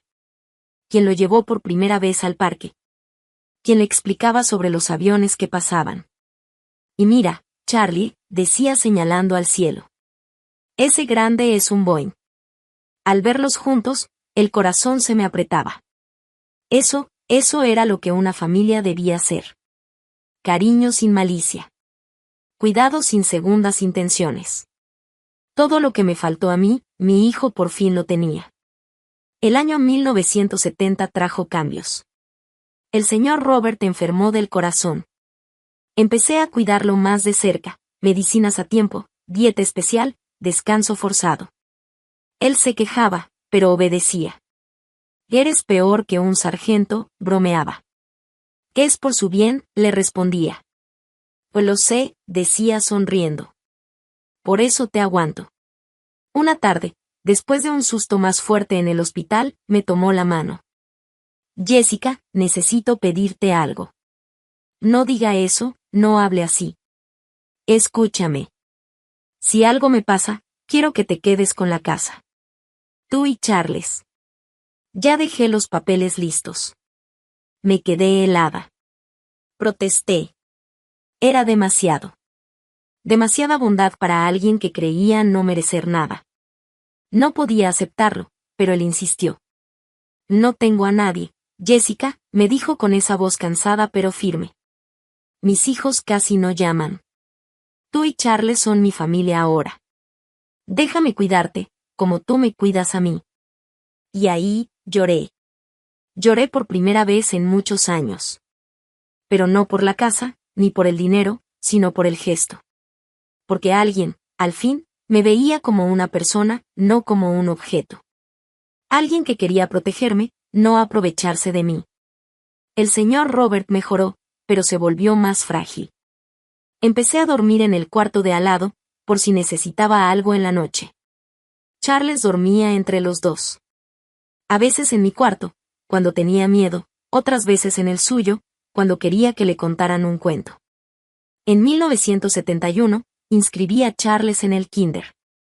5 años, listo y curioso como él solo. Uniforme azul, mochilita al hombro y una sonrisa con un huequito entre los dientes. Mi orgullo, mi milagro. «Mamá, ¿por qué yo no tengo papá?», me soltó un día, sin aviso. Me quedé helada. Sabía que tarde o temprano lo preguntaría, pero no estaba lista. «Tu papá murió, hijo, cuando tú eras un bebé». «¿Y cómo se murió? ¿En un accidente de trabajo? ¿Era bueno?». Respiré hondo. «Sí, mi amor, era muy bueno». Mentí. Pero hay mentiras necesarias, porque hay verdades que matan. Charles aceptó la respuesta por ahora. Aunque yo sabía que un día tendría que inventar más, recuerdos falsos, historias inventadas, cualquier cosa menos la verdad. Llegó 1972, año de elecciones presidenciales. Todo el país estaba pegado al televisor. El señor Robert se compró uno nuevo, a color. Todo un lujo. Veíamos juntos las noticias, los debates, los resultados. Cuando Nixon fue reelegido, Charles se pintó la cara con rojo, blanco y azul, y corrió por la calle con los demás niños. Normal, feliz, libre. Viéndolo así, tan lleno de vida, pensé en Waprich. ¿Seguiría existiendo ese lugar? ¿Tony seguiría vivo? ¿Mi mamá todavía respiraría? Bloqueé los pensamientos. Esa vida había muerto. Ahora yo era otra persona. Jessica Smith. Cocinera. Madre soltera. Ciudadana de Washington. El pasado no existía. Pero a veces, en las madrugadas sin sueño, regresaba. En pesadillas donde Tony me encontraba, donde me quitaba a Charles, donde todo volvía a empezar. Me despertaba empapada en sudor, corría a su cuarto y lo veía ahí, dormidito, respirando tranquilo. Entonces podía volver a respirar yo también. En 1973, Charles cumplió 7 años. El señor Robert le organizó una fiesta con pastel, globos y niños de toda la calle. Le tomé fotos con la cámara que él me había regalado. Pequeños instantes de una felicidad que nunca creí posible. Ese año, algo cambió entre nosotros. No fue amor romántico. Ninguno de los dos lo buscaba. Fue algo más profundo, complicidad, cariño, una familia real construida día a día con respeto y afecto sincero. Pero el invierno llegó, y con él, la enfermedad. El corazón del señor Robert empeoró. Hospitalización tras hospitalización. Yo me partía en dos, entre cuidarlo a él y atender a Charles. Los vecinos ayudaban, las maestras comprendían. Era una red de apoyo, algo que jamás había tenido. Una noche en el hospital, muy débil, me tomó la mano y me susurró. Jessica, tú fuiste la hija que siempre quise tener. Y Charles, el nieto que nunca conocí. Y gracias. No, gracias a usted, por todo, le respondí, con lágrimas que no pude contener. Murió en septiembre. Tranquilo. Dormido. Como merecía. El funeral fue sencillo. Sus hijos llegaron, 2 hombres de traje, con caras frías y ojos duros. Me cuestionaron todo. ¿Quién era yo? ¿Qué hacía ahí? ¿Por qué su padre me había dejado la casa? Soy su empleada doméstica, expliqué con calma. ¿Empleada? Uno de ellos dijo con desprecio. Una empleada que vivía en la casa, y ahora la hereda. La insinuación fue clara. Me veían como una amante, una interesada, una estafadora. Los dejé hablar. No les debía explicaciones. El abogado se encargó de todo. Los papeles estaban en regla. La voluntad del señor Robert registrada. La casa era legalmente mía, y de Charles. Los hijos se fueron furiosos, prometiendo impugnar la herencia. Nunca volvieron a aparecer. Así empezó 1974, diferente. Por primera vez en mi vida tenía algo mío. Una casa. Estabilidad. Un futuro.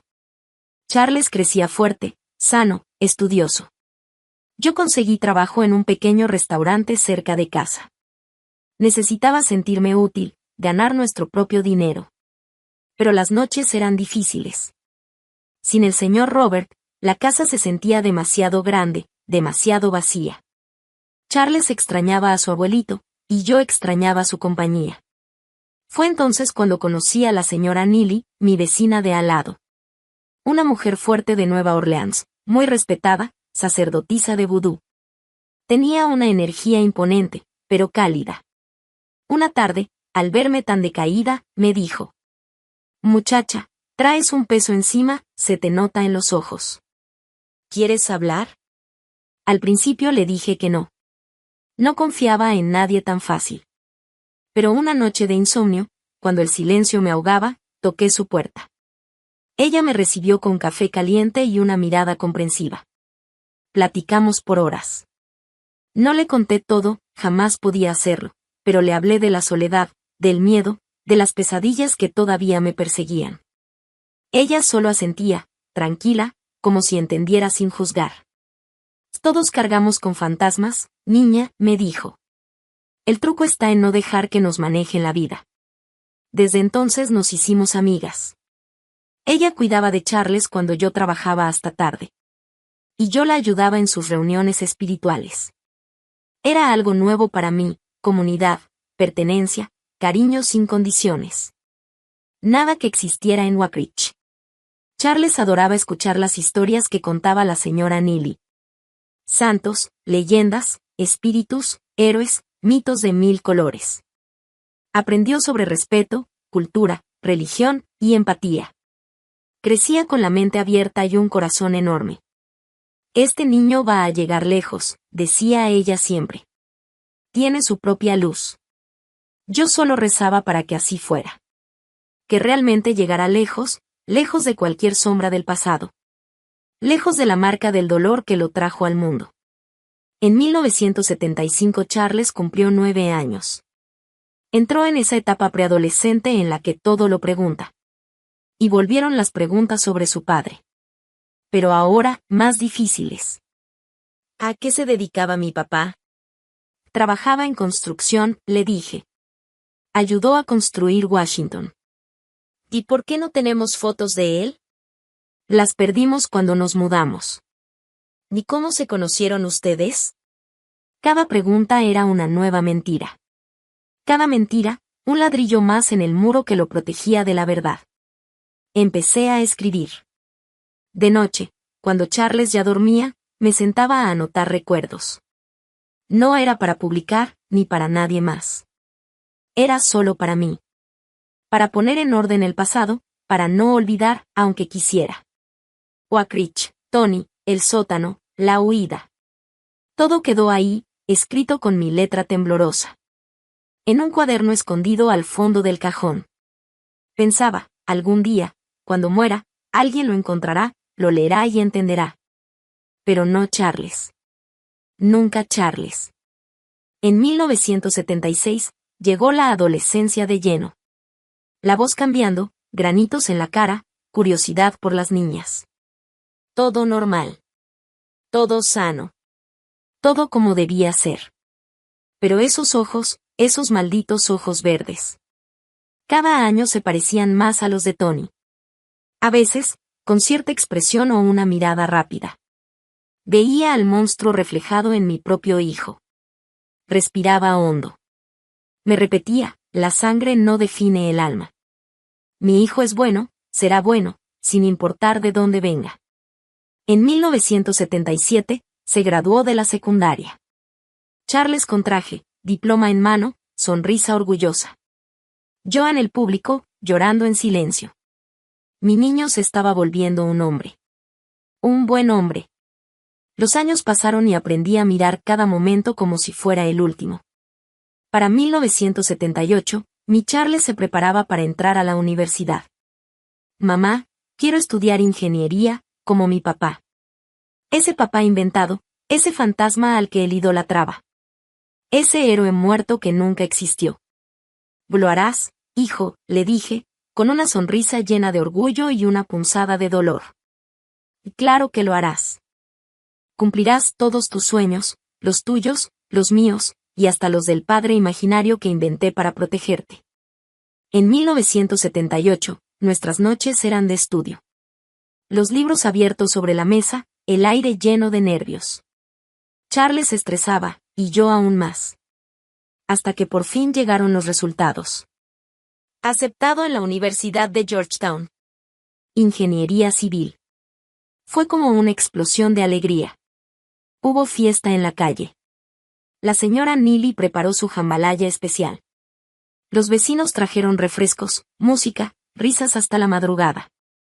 Charles me abrazaba, riendo, gritando. Pues lo logré, mamá. Pues lo logramos. Y yo pensaba, contra todo pronóstico, contra todos, lo logramos. Pero nadie me advirtió que la universidad era tan cara. Libros, materiales, transporte, todo costaba. Así que volví a tener 2 trabajos. Mesera en el restaurante de día, y limpiando oficinas de noche. Cansado, sí, pero necesario. Todo por su futuro. En 1979 llegaron nuevas noticias. Charles ya iba en segundo año, tenía novia, una compañera de su clase. Y hasta hacía prácticas profesionales. Se estaba convirtiendo en el hombre que su padre nunca fue. Honesto, trabajador, noble. Un día llegó a casa con ella. Mamá, te presento a Claudia. Una muchacha decente, estudiosa, bonita, de familia tradicional en Washington. Y de pronto, mi hijo de 19 años me dijo. Mamá, es la mujer de mi vida. Yo solo sonreí. Tan joven, pero supe que era amor de verdad. En 1980, llegó el gran día, su graduación. Mi hijo, el ingeniero. Lloré como nunca. Lo vi en el escenario buscando mi cara entre el público. Yo no cabía de orgullo. En la fiesta conocí a la familia de Claudia. Su papá doctor, su mamá abogada, sus hermanos. Gente buena, educada, que me trató con respeto. A pesar de que yo solo era la señora Smith, la madre soltera, la que limpiaba casas. Señora Smith, crió usted a un hombre maravilloso, me dijo la madre de Claudia. Nació bueno, contesté. Mentira, verdad, o las dos cosas. Nació del dolor, pero eligió el amor. Un milagro que cultivé con sangre, sudor y silencio. En 1981, boda. Iglesia llena, vestido blanco, flores, música. Charles en traje, Claudia radiante. Y yo, la madrina, su única familia. ¿Y sus parientes, señora Smith? Preguntó alguien. No tengo. Todos murieron. Otra media verdad. Muertos para mí, al menos. El sacerdote habló de amor, de familia, de unión. Y yo pensé en Wackridge. En aquel matrimonio forzado, en el miedo disfrazado de fe. Y comparé. Esto sí era amor. Dos jóvenes eligiéndose, respetándose. El cielo, después del infierno. En 1982 nació mi primera nieta. Mary Clare. Hermosa, sana, gritona, perfecta. Charles tonto de felicidad, Claudia brillante de orgullo. Yo, abuela a los 51 años. Cuando la tuve en brazos, sentí paz. Una nieta real. Una familia real. Sin secretos. Sin sombras. Sin miedo. Abuela, se parece a ti, dijo alguien. La miré con atención. Cabello oscuro, nariz respingada. Nada de ojos verdes. Gracias a Dios. Nada que me recordara a él. En 1984 llegó el segundo nieto. John Robert, en honor al señor Robert. Un niño tranquilo, sonriente. Charles construyendo su propia casa, su vida estable, feliz. Todo lo que yo había soñado. Más de lo que jamás creí merecer. A veces, en las reuniones familiares. Miraba la mesa llena. La gente riendo, los niños jugando. Una vida normal, bendecida, sin tragedias. Nadie imaginaba. Nadie lo sabría nunca. Y así tenía que ser. En 1985, Charles dio un gran paso. Abrió su propia empresa de ingeniería. Pequeña, pero prometedora.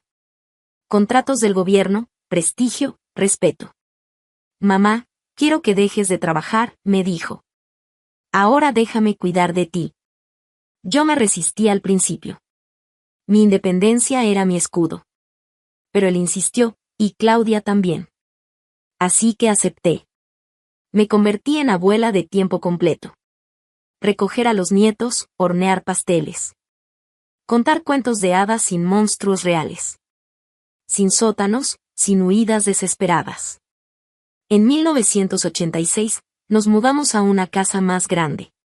Jardín, piscina, cuarto para cada quien. Charles me insistió en vivir con ellos. Eres la cabeza de la familia, mamá. Tu lugar es con nosotros. Y sí, después de tanto tiempo sin tener un lugar. Por fin lo tenía. Pero el pasado nunca duerme. Una noche de insomnio encendí la tele. En las noticias. El pueblo de Wackridge moderniza su infraestructura. Wackridge. Todavía existía. Vi las imágenes aéreas, las calles, las entrevistas. Busqué rostros conocidos. Ninguno. 20 años cambian muchas cosas. ¿Seguiría él ahí? ¿Se habría casado? ¿Habría hecho con otras lo que me hizo a mí? Apagué la tele. Hay puertas que es mejor no volver a abrir. Y aquí estoy. Tengo 73 años. El tiempo pasa rápido cuando vives. No solo sobrevives. Charles ahora también es abuelo. Canas, pero la misma sonrisa buena. Mary Clare es doctora, como el abuelo sustituto que nunca conoció. John Robert siguió los pasos de su padre en ingeniería. Y Alice, mi bisnieta, sueña con ser escritora. Bisabuela, ¿nunca has pensado en escribir tus memorias? Me preguntó hace poco. Casi se me va el café por el susto. ¿Y mis memorias? Ay, no, mi vida no tiene nada interesante, le dije riendo. Mentira número 1001. Pero hay historias que no deben contarse. Hay que enterrarlas, olvidarlas. Para que los que vienen detrás puedan escribir las suyas. Limpias, sin las manchas del pasado. Hace poco soñé con Wackridge por primera vez en años. Pero no fue una pesadilla. Soñé que el pueblo ardía, que el fuego lo consumía todo. y que el viento se llevaba las cenizas. Me desperté liviana. Libre. Y ahora, mientras grabo este video para el canal Cuentos de los Abuelos, cuento esta historia por primera vez. ¿Por qué ahora? Tal vez porque el tiempo se me acaba. Tal vez porque otras mujeres necesitan escucharla. Tal vez porque guardar secretos cansa. Y ya soy demasiado vieja para cargar sola con tanto peso. Si llegaste hasta aquí, gracias por escucharme. Sé que duele. Sé que es fuerte. Pero había que decirlo. Porque allá afuera hay muchas Jessica. Atrapadas en su propio sótano. Pensando que no hay salida. Sí la hay. Siempre la hay. A veces es una puerta. A veces una ventana. Y a veces, un pequeño agujero en la pared que tienes que cavar tú misma. Pero siempre hay una salida. El milagro no fue el dinero para el boleto, ni la oferta de trabajo, ni siquiera la muerte de mi padre. El verdadero milagro fue que, por primera vez en mi vida, creí que merecía algo mejor. Fue tener el valor de tomar la oportunidad cuando se presentó. Charles no conoce esta historia. Y nunca la conocerá. Algunos dirían que eso está mal, que un hijo tiene derecho a saber de dónde viene. Pero yo pienso diferente. Un hijo tiene derecho a ser feliz. A vivir sin cargar con los pecados que no cometió. A creer que su padre fue un héroe, no un monstruo. Lo protegí toda su vida de esa verdad. Y este es mi último acto de amor. Llevarme el secreto conmigo. Dejar que siga creyendo en la hermosa mentira que construí. Un padre ingeniero que murió en un accidente. Una madre que amó de verdad. Esa es la historia que él conoce. Y así debe quedarse.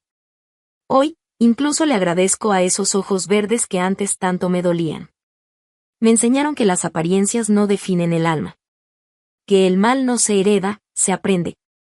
Y que el amor de una madre puede convertir cualquier maldición en una bendición. Si llegaste hasta aquí, hazle un favor a esta abuela. Suscríbete al canal, deja tu like. Y cuéntame en los comentarios de dónde me estás viendo. Quiero saber si esta historia está llegando a mujeres de todo el país. El enlace está aquí abajo en la descripción. Únete a esta cadena de mujeres fuertes. Porque nuestra fuerza no está en los músculos ni en el dinero. Sino en sobrevivir, en proteger, en transformar. Mi nombre es Jessica Randall. Bueno, era. Hoy soy Jessica Smith. Mamá de Charles. Abuela de Mary Clare y John Robert. Bisabuela de Alice. Soy la mujer que eligió la vida. No la muerte. Que eligió el amor. No el odio. Que eligió mentir. Para proteger. Callar. Para no destruir. Y si tuviera que elegir de nuevo, haría todo exactamente igual. Hasta nunca, Oak Ridge. Hasta siempre, nueva vida. Esa fue mi historia. Nuestra historia. Una historia de milagros. Sí. Pero de esos milagros que una misma se construye.